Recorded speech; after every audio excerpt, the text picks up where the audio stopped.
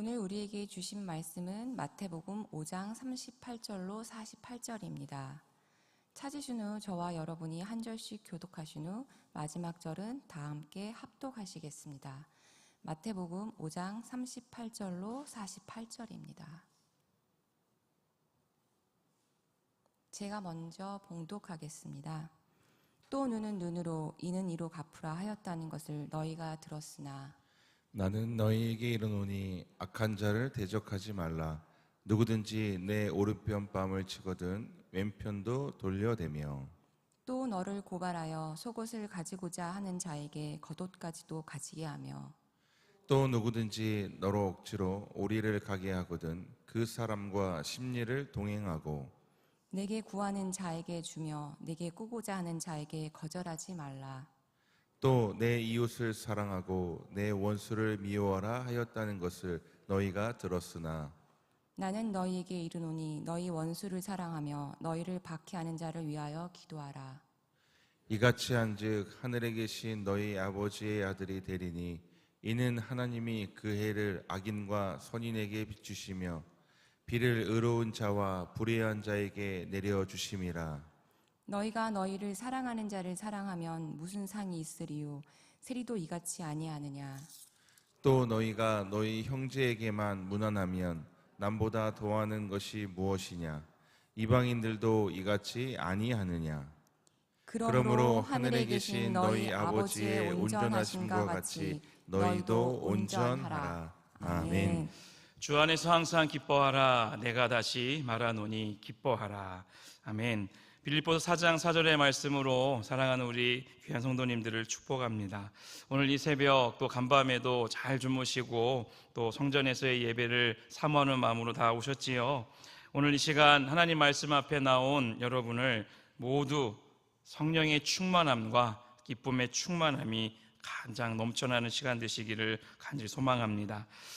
사도 바울은 감옥에서 이 빌립보서를 쓰면서도요, 절망적인 그 상황 속에서 오늘 빌립보서 4장 4절에 이 한 절의 말씀에만 기뻐하라라는 이 말이 두 번이나 강조했습니다. 이 기쁨은 환경에 좌우되지 않는 주 안에서의 기쁨을 강력하게 전달하고 있습니다. 오늘 저와 여러분이 어떤 어려움과 갈등 그리고 심지어 원수 같은 사람들로 인해 마음이 무거우실지라도 주 안에서 성경은 기뻐하라 라고 말합니다. 그 기쁨이야말로 우리가 세상을 이기는 능력입니다. 주님께서 여러분의 마음에 하늘의 기쁨을 부어주시고 그 기쁨으로 오늘 이 말씀을, 이 새벽 이 말씀을 통해서 주님의 이름으로 강력한 은혜가 넘쳐나기를 간절히 축복합니다. 사랑하는 성도 여러분, 오늘 말씀의 제목이 오른뺨, 왼뺨, 그리고 그 너머의 은혜입니다. 오늘 앞에 주어진 이 본문은요, 기독교 신앙에 있어서 가장 핵심적인 문제들을 다루고 있습니다. 이것은 단순한 윤리적 교훈을 말하는 것이 아닙니다. 오늘 이 본문은요, 타락한 인간의 본성에 대해서 또 하나님의 거룩한 그 성품 사이에 근본적인 차이를 보여주는 말씀입니다. 동시에 이 복음이 우리에게 가져다 주는 그런 혁명적인 변화가 무엇인지를 계시하는 참 놀라운 말씀입니다. 먼저 우리가 직면해야 될 질문이 있습니다. 한번 스스로에게 질문을 해보십시오. 왜 인간은 계속적으로 보복하려고 하는가? 눈에는 눈으로, 이에는 뭐로요? 이로. 이 법이 바로 동해보복법이라는 것입니다. 같은 해로 같은 내가 당한 만큼 그대로 돌려주는 법이 동해보복법인데요, 고대로부터 모든 문명권에 이러한 현상이 나타납니다. 답은 왜 그럴까요? 명확합니다. 이것이 바로 타락한 인간의 본성을 보여주는 문제이기 때문입니다. 아담의 이 타락 이후, 원죄 그 이후에 모든 인간은요, 내 자신의 권리를 주장합니다.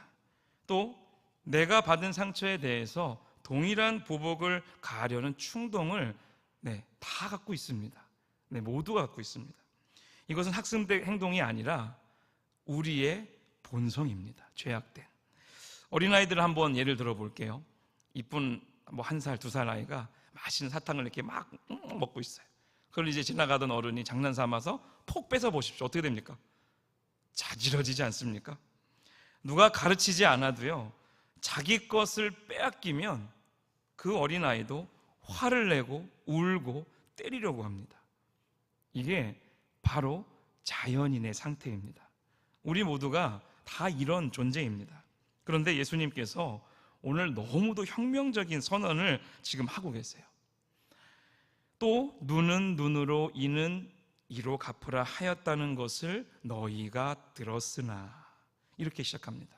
너희가 들었으나, 바로 바뀝니다. 그러나요, 나는 너희에게 이르노니 악한 자를 대적하지 말라. 이것은 예수님께서 산상수훈에서 사용하신 전형적인 패턴입니다. 너희가 들었으나 나는 너희에게 이르노니, 이게 바로 공식이에요. 구약의 율법이나 당시의 해석을 먼저 제시합니다. 그러면서 예수님이 전환합니다. 그러나 나는 이라는 새로운 차원의 해석을 또 적용을 제시하십니다. 마태복음 5장에는요, 이러한 패턴이 6번이 반복됩니다. 오늘 읽지 않았지만 살인 금지, 간음 금지, 이혼하지 말 것, 맹세하지 말 것, 보복하지 말 것, 원수를 사랑할 것. 오늘 우리가 읽은 본문은요, 보복하지 말 것, 원수 사랑에 대한 내용입니다. 이를 통해서 예수님은 이 율법의 진정한 의미가 무엇인지, 또 하나님 나라의 새로운 윤리를 지금 제시하고 있는 부분입니다. 예수님은 단순히 구약의 율법을 해석하시고 선포하는 것으로 끝내는 분이 절대 아니셨습니다.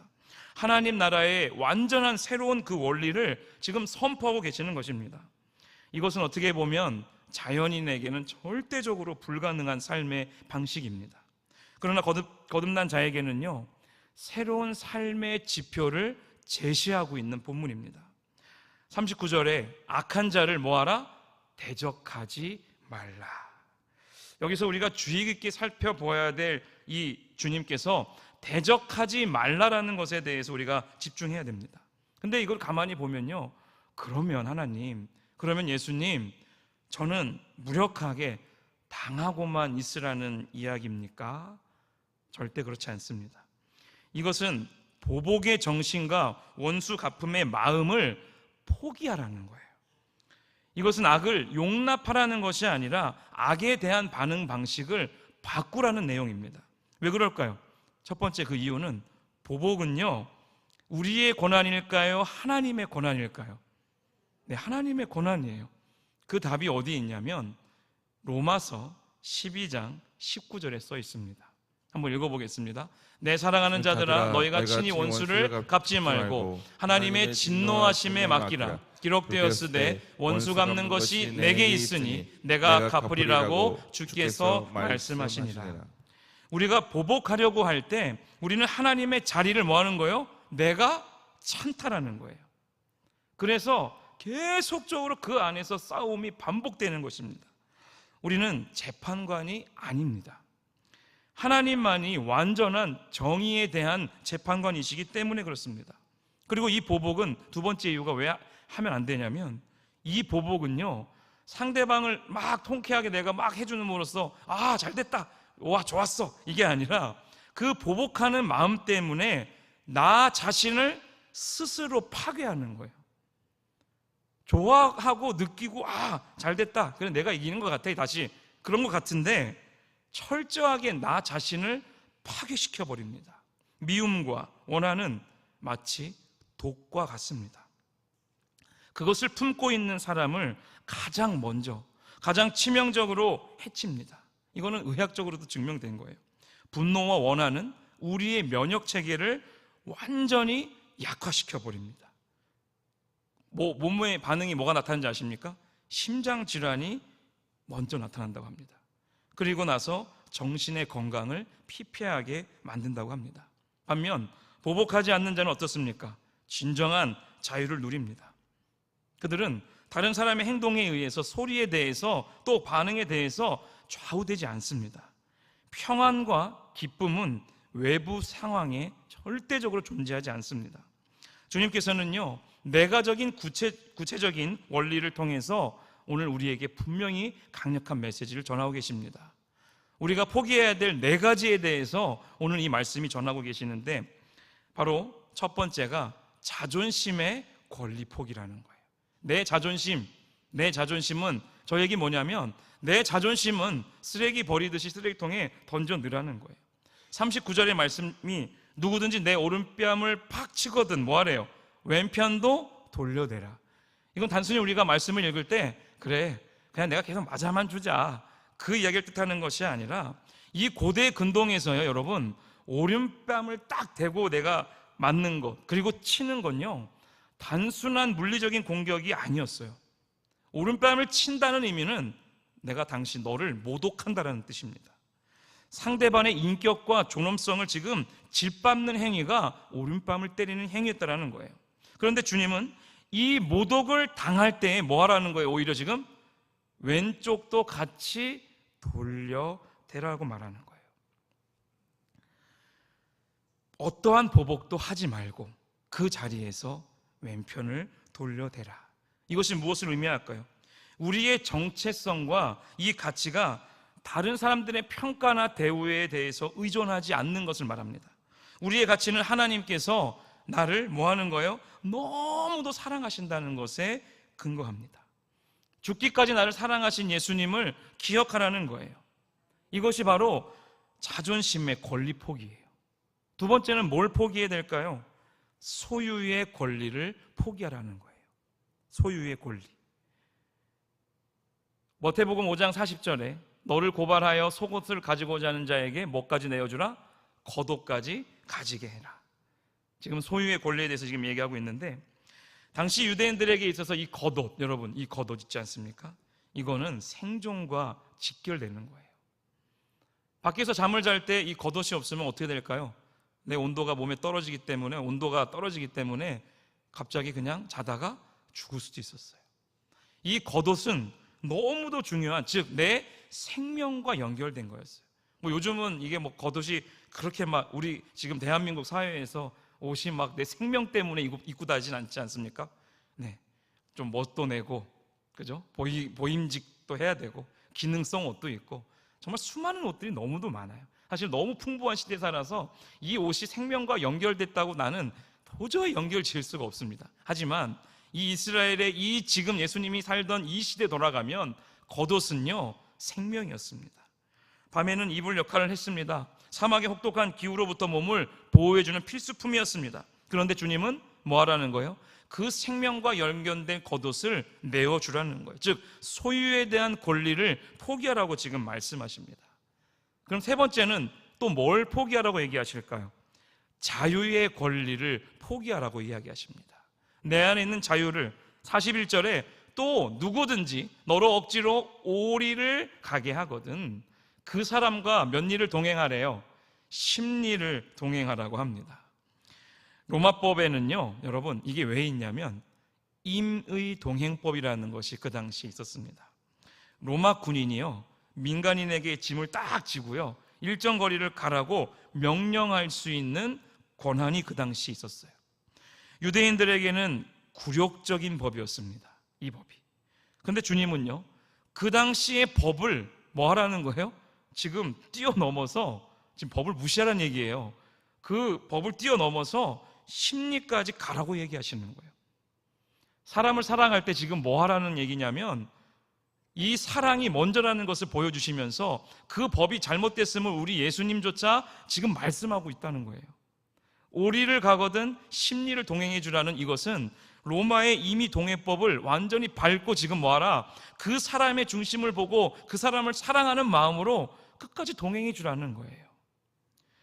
이것이 우리의 진정한 자유가 외적인 상황에 의해서 결정되는 것이 아님을 지금 보여줍니다. 내가 억압받는 상황에서도요 사랑으로 반응할 수 있는 자가 진정으로 자유로운 자입니다. 내가 욕을 듣고 모욕을 당해요. 그럴 수도 있습니다. 그럴 수도 있습니다. 지금 오늘 이 말씀이 그렇게 살라라고 말하는 거예요. 침뱉음 당하면 그냥 뱉음 당하는 거예요. 한 대 맞으면 그래 한쪽도 더 때려라 하고 뭐 하는 거예요? 포기가 아니라, 지금 난 포기 다 했죠? 하나님께 지금 로마서 12장 19절의 말씀을 붙들고 모든 보복은 하나님께 있으니 그래 맡기자. 그렇다고 하나님 저 인간 박살내 주십시오 이런 기도하라는 얘기는 아닙니다. 내 마음의 그 모습을, 그 행동을 보시면서 우리 하나님이 그 모습 속에 반드시 갚으시는 것들을 보게 하시겠다라는 거예요. 여러분, 내 자신을 포기하고요, 내 안에 있는 소유를 포기한다는 거, 제가 첫 번째 뭘 포기하라고 말씀드렸죠? 자존심의 포기예요. 이거는요, 너무 어려운 것 중에 하나예요. 자존심을 포기하고 내 안에 있는 소유의 권리를 포기하는 건 뭐 좀 쉬울 수도 있습니다. 그런데 첫째의 자존심의 포기는 너무 어려워요. 세 번째, 자유의 권리를 포기하는 거, 이것 또한 어려워요. 마지막 네 번째는 무엇이냐면 또 소유에 연결됩니다. 재산의 권리를 포기하라는 거예요. 42절 말씀이 그걸 말해요. 내게 구하는 자에게 주라고 얘기합니다. 내게 꾸고자 하는 자에게 거절하지 말라는 거예요. 참 애매한 돈의 액수들이 있어요. 10,000원만 빌려줘. 네. 근데 이게 갚는 경우가 별로 없단 말이에요. 그죠? 근데 이거를 내 마음에 새기고 10,000원 때문에 그 사람을 미워하고 때로는 말도 못하고 꿍 해갖고 이게 달라는 말도 못하고 이게 그럴 때가 있어요. 근데 성경은 오히려 뭐라 그러냐면 빌려준 자에게 그냥 그래, 내가 빌려줬으면 그냥 준다고 생각하시는 거예요. 그냥 10,000원, 30,000원, 50,000원 그냥 준다고 생각을 하는 거예요. 근데 이게 액수가 커지면 어떻게 될까요? 조금 마음이 어려워지겠죠. 듣는 순간 그냥 내가 빌려주지 못하고 꿔주지 못할 거면 그냥 없다고 하세요. 그게 차라리 나아요. 그냥 내 마음이 편합니다. 재산에 대한 이 권리의 포기는요, 어떠한 것에 막 무분별한 시혜를 지금 의미하지 않습니다. 이건 지금 뭘 말하냐면 모든 소유가, 모든 재산이 결국 누구의 것이라는 것을 이야기하는 거예요? 하나님의 것이라는 것을 말하는 거예요. 지금 저와 여러분에게 통장의 잔고가 지금 뭐냐면 하나님이 청지기로서 지금 잠깐 맡겨주신 거라고 생각하면 마음이 어떨까요? 통장에 잔고가 없어서 지킬 것도 없다고요? 그럴 수도 있습니다. 하지만 내 안에 있는 모든 물질들, 그 재산들이요, 하나님이 잠시 이 땅에 있을 때 나에게 맡겨주신 재물들이에요. 그래서 나는 그것에 대해서 뭐 하는 거예요? 청지기적인 의식만 가지고 있으면 된다는 겁니다. 여러분, 이 네 가지의 권리 포기가 오늘 이 말씀이 주는 핵심 포인트입니다. 자존심을 포기하고요, 소유를 포기하고요, 내 자유를 포기하고요, 내 안에 있는 재산의 권리를 포기하는 거예요. 44절 말씀에 나는 너희에게 이르노니 너희 원수를 사랑하며 너희를 박해하는 자를 위하여 뭐하라?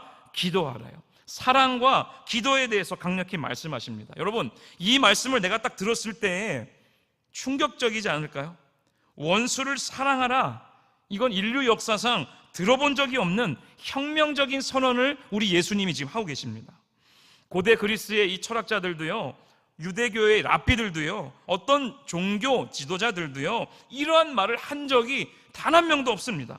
기껏해야 원수에게 해 정도는 끼치지 말라거나 원수를 용서하라, 아마 이 정도였을 거예요. 그러나 예수님은요, 그걸 뛰어넘어서 사랑하라라고 말씀하십니다. 이건 인간적으로요 불가능한 명령 아닙니까? 자연인에게는 절대로 불가능합니다. 그러나 거듭난 자에게는 이것이 가능한 것입니다. 왜냐하면 우리 안에 하나님의 생명이 있기 때문에 그렇습니다. 우리 안에 성령님이 내주하고 계시기 때문입니다. 너희를 박해하는 자를 위하여 기도하라. 주님께 단순히 원수를 사랑하라고만 말하지 않습니다. 그 사람을 위해서 구체적인 방법을 제시해 주시는데 바로 기도입니다. 왜 기도일까요? 기도는 단순히 내가 머물고 있는 이 상황을 바꾸는 것이 아닙니다. 기도는 무엇보다 기도하는 자를 먼저 변화시킵니다. 그래서 여러분이 어떤 사람을 지금 미워하고 있다고 한번 가정해 보십시오. 그런데 그 사람을 위해서 그냥 너무 죽이도록 정말 너무 미운데 그 사람을 위해 진심으로 이름을 부르며 기도해 보십시오. 하나님께서 그 사람을 축복해 달라고, 그 사람이 잘 되게 해달라고 기도해 보십시오. 그냥 억지로라도 하라고 말합니다. 무슨 일이 일어날까요? 하나님께서 그 기도하는 자의 나의 마음을 바꾸시기 시작합니다. 그 미움이 사라지게 하시고요, 긍휼이 생기게 하십니다. 원한이 사라지게 하시고요, 사랑이 싹트게 하십니다.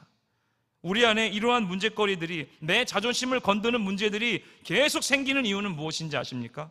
내가 그 자존심을 뛰어넘지 못했기 때문에 내 자존심을 건드는 사람들을 하나님이 보내주시는 거예요. 왜요? 하나님의 방법은 절대적으로 사람이기 때문에 왜 자꾸 날 건드려? 왜 자꾸 날 건드려?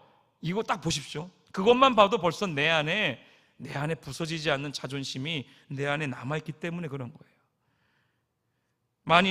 너희가 만일 사랑하는 자를 사랑하면 무슨 상이 있으리요?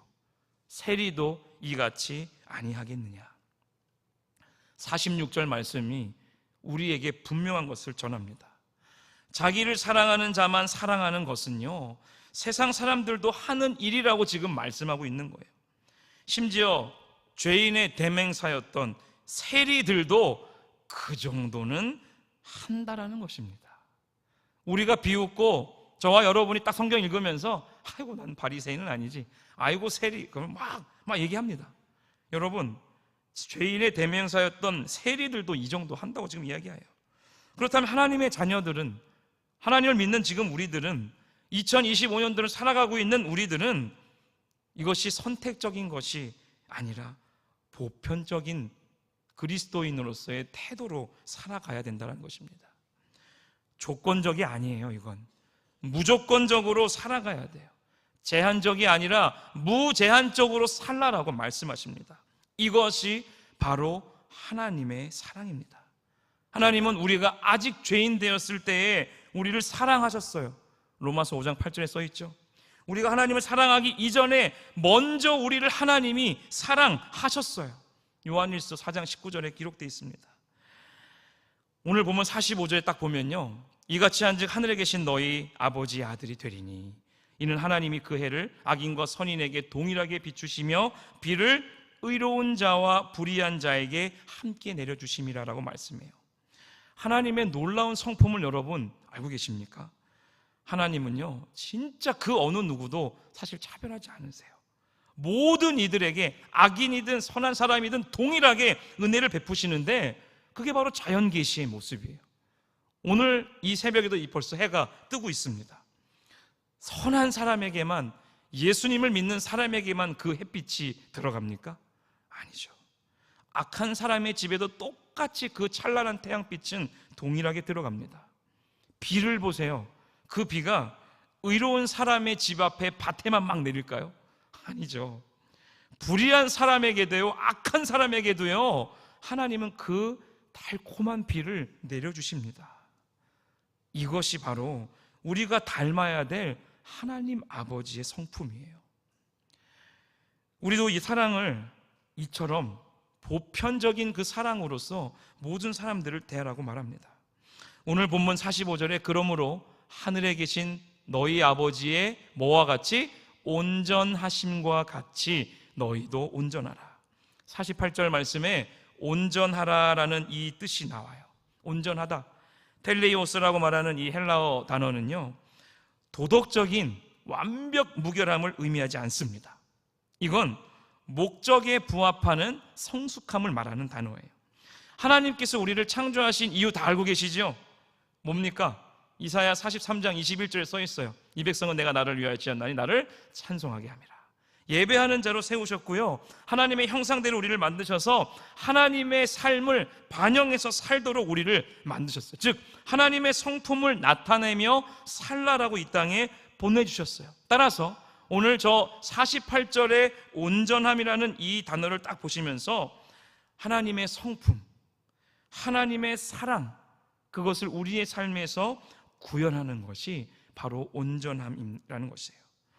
사랑하는 성도 여러분, 오늘 이 말씀이 저와 여러분 앞에서 이 말씀을 읽었을 때에 어떠한 반응을 보이시겠습니까? 말씀을 들으며 이거 불가능한데? 너무 이상적인데? 라고 포기하려고 하십니까? 아니면 주님, 정말 이러한 삶을 살 수 있도록 도와주옵소서라고 간구하시겠습니까? 기억하십시오.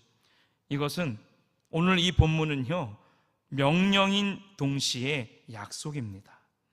하나님께서 명령하신 것은 반드시 가능하게 하십니다. 우리 자신의 힘으로는 불가능합니다. 여러분, 불가능해요.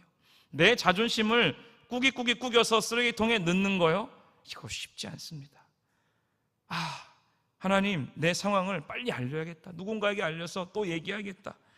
그것이 아니라 하나님 앞에 다시 한번 기도하라. 원수를 사랑하라. 그런데 사랑하라고만 말하는 것이 아니라 우리의 행동 강령인 기도하라. 단번에 이루어지지 않습니다.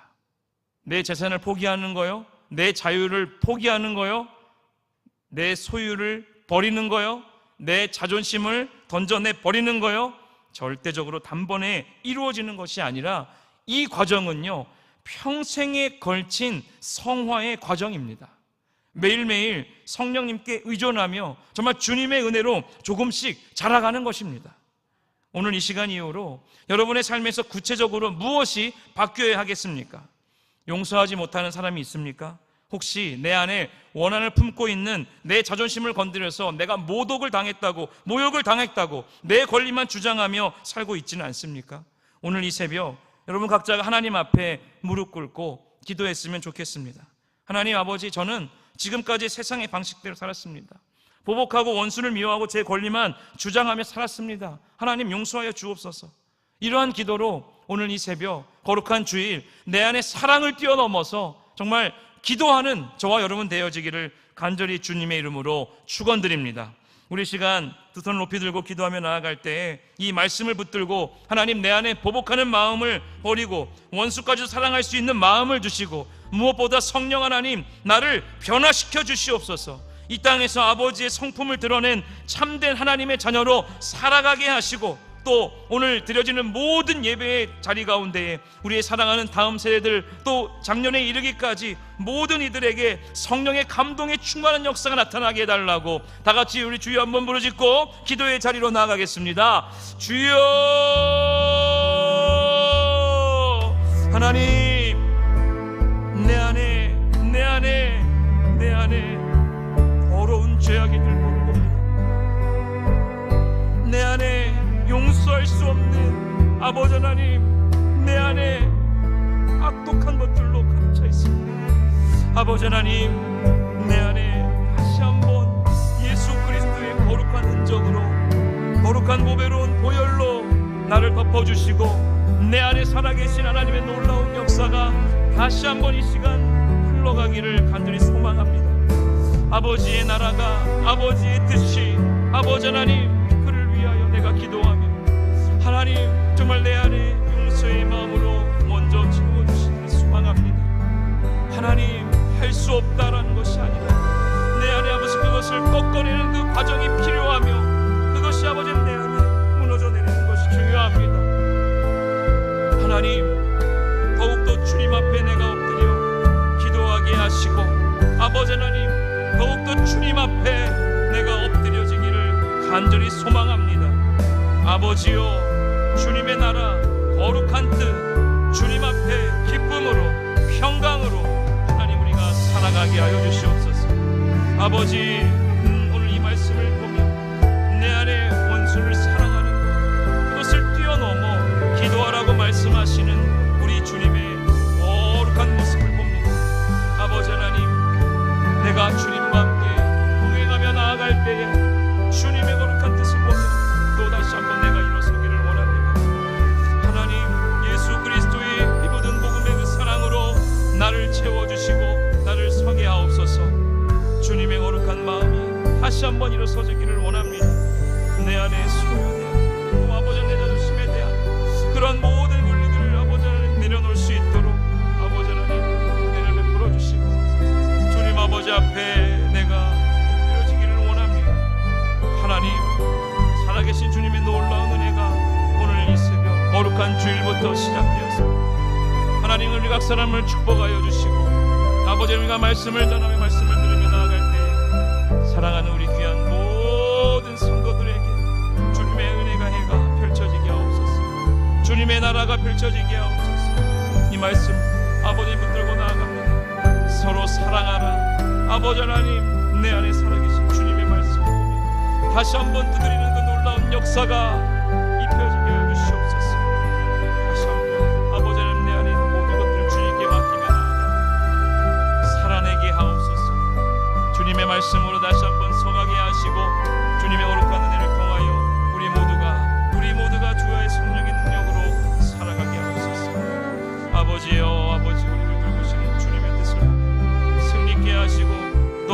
찬양케 하시며